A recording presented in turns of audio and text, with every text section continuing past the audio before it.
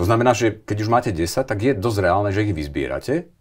A preto sa pýtam, nakoľko, ja viem, že vy šachujete, ale že veď som vám ešte raz povedal, že nakoľko je reálne, že reálne budete kandidovať. Ale natoľko reálne, ako sa bude správať Harabin alebo Pellegrini k SNS, alebo natoľko reálne, či Fico pôjde alebo nepôjde. Veď ja sa len pripravujem na možnosti. To neznamená, že sme rozhodnutí.